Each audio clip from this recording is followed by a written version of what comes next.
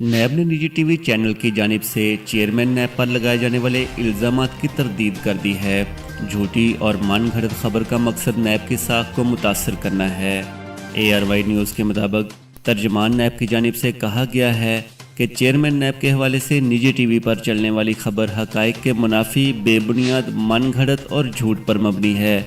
निजी TV channel ने इस खबर की तरदीद करते हुए चेयरमैन नैब से माजरत तलब कर ली है। इस चैनल का CEO नैब की हिरासत में है। नैब ने CEO फारूक को करप्शन के इल्ज़ाम में गिरफ्तार किया था।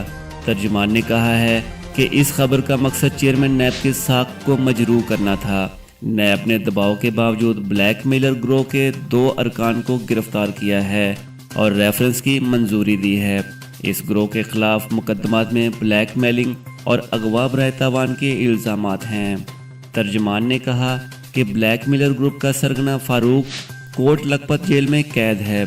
नैब ने दबाव और ब्लैकमेलिंग को पसे पुश्त पर डालकर अपना काम किया और इस ब्लैकमेलर ग्रुप के 2 अफराद को गिरफ्तार किया।